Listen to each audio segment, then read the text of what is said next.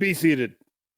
Men, this stuff that some sources sling about America not wanting to be in this war, not wanting to fight, it's a crock of bullshit. Americans love to fight, traditionally. All real Americans love the sting and clash of battle. You are here today for 3 reasons. First, because you are here to defend your homes and your loved ones. Second, you are here for your own self-respect, because you wouldn't want to be anywhere else. Third, you are here because you are real men, and all real men like to fight. When you hear every one of you were kids, you all admired the champion marble player, the fastest runner, the toughest boxer, the big league ball players, the all-American football players. Americans love a winner. Americans will not tolerate a loser. Americans despise cowards.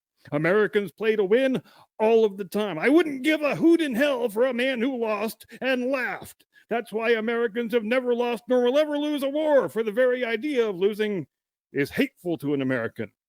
You are not all going to die. Only 2% of you right here today would die in a major battle. Death must not be feared.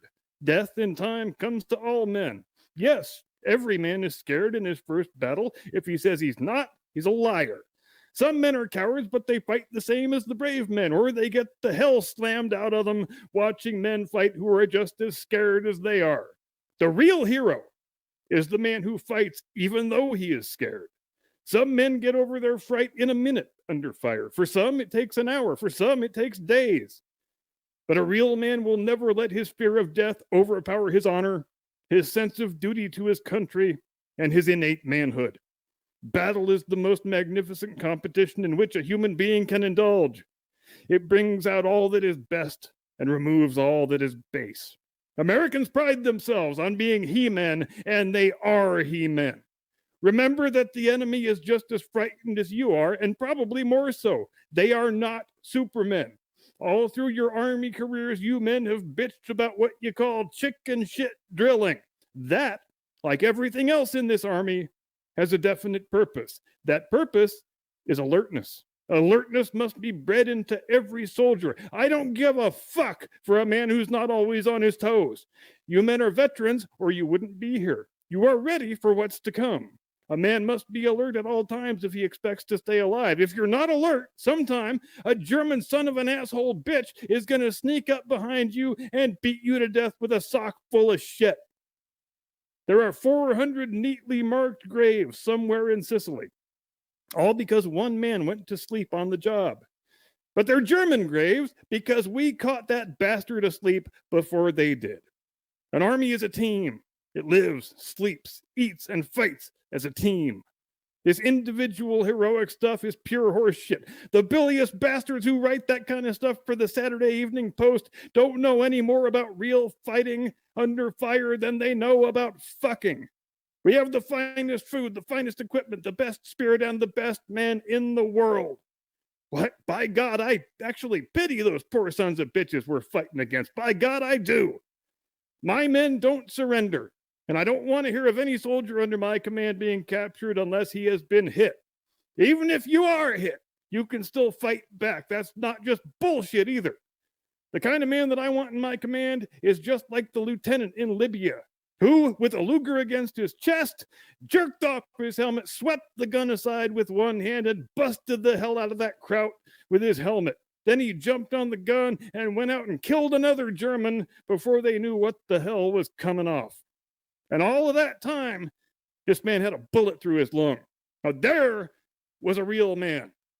All of the real heroes are not storybook combat fighters either. Every single man in this army plays a vital role. Don't ever let up. Don't ever think that your job is unimportant. Every man has a job to do, and he must do it. Every man is a vital link in the great chain. What if every truck driver suddenly decided that he didn't like the whine of those shells overhead, turned yellow, and jumped headlong into a ditch? The cowardly bastard could say, hell, they won't miss me. I'm just one man in thousands. But what if every man thought that way? Where in the hell would we be now? What would our country, our loved ones, our homes, even the world be like? No, goddammit, Americans don't think like that. Every man has a job. Every man serves the whole. Every department, every unit is important in the vast scheme of this war. The ordnance men are needed to supply the guns and machinery of war to keep us rolling.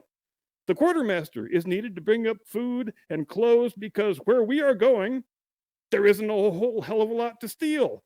Every last man on KP has a job to do, even the one who heats our water to keep us from getting the GI shits. Each man must not think only of himself, but also of his buddy fighting beside him. We don't want yellow cowards in this army. They should be killed off like rats. If not, they will go home after this war and breed more cowards. The brave men will breed more brave men. Kill off the goddamn cowards, and we will have a nation of brave men.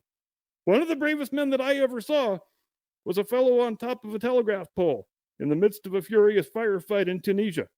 I stopped and asked what the hell he was doing up there at a time like that. He answered, "Fixing the wire, sir." I asked, "Isn't that a little unhealthy right about now?" He answered, "Yes, sir, but the goddamn wire's got to be fixed." I asked, "Don't those planes strafing the road bother you?" And he answered, "No, sir, but you sure as hell do." Now there was a real man, a real soldier. There was a man who devoted all he had to his duty, no matter how seemingly insignificant his duty might appear at the time, no matter how great the odds. And you should have seen those trucks on the road to Tunisia. Those drivers were magnificent all day and all night. They rolled over those sons of a bitchin' roads, never stopping, never faltering from their course, with shells bursting all around them all the time. We got through on good old American guts. Many of those men drove for over 40 consecutive hours. Those men weren't combat men, but they were soldiers with a job to do. They did it, and in one hell of a way they did it. They were part of a team. Without team effort, without them, the fight would have been lost. All of the links in the chain pulled together, and the chain became unbreakable. Don't forget, you men don't know that I am here. No mention of that fact is to be made in any letters. The world is not supposed to know what the hell happened to me. I'm not supposed to be commanding this army. I'm not even supposed to be here in England. Let the first bastards to find out be the goddamn Germans. Someday, I want to see them raise up on their piss-soaked hind legs and howl, "Jesus Christ, it's the goddamn Third Army again and that son of a fucking bitch Patton. We want to get the hell over there. The quicker we clean up this goddamn mess, the quicker we can take a little jaunt against the purple pissing Japs and clean out their nest too, before the goddamn Marines get all the credit. Sure, we want to go home. We want this war over with. The quickest way to get it over is to go get the bastards who started it. The quicker they are whipped, the quicker we can go home. The shortest way home is through Berlin and Tokyo. And when we get to Berlin, I am personally going to shoot that paper-hanging son of a bitch Hitler, just like I would shoot a snake. When a man is lying in a shell hole, if he just sits there all day, a German will get to him eventually. The hell with that idea. The hell with taking it. My men don't dig foxholes. I don't want them to. Foxholes only slow up an offensive. Keep moving. And don't give the enemy time to dig them either. We'll win this war, but we'll win it only by fighting and showing the Germans that we've got more guts than they have or will ever have. And we're not just going to shoot the sons of bitches. We are going to rip out their living goddamn guts and use them to grease the treads of our tanks. We're going to murder those lousy Hun cocksuckers by the bushel fucking basket. War is a bloody killing business. You've got to spill their blood or they will spill yours. Rip them up the belly. Shoot them in the guts. When shells are hitting all around and you wipe the dirt off your face and realize that instead of dirt, it's the blood and guts of what was once your best friend beside you, you'll know what to do. Now, I don't want to get any messages saying I am holding my position. We are not holding a goddamn thing. Let the Germans do that. We are advancing constantly, and we are not interested in holding on to anything except the enemy's balls.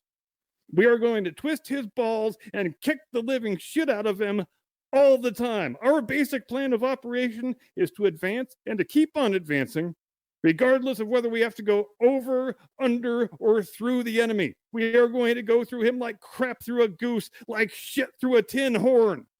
From time to time, there will be some complaints that we are pushing our people too hard.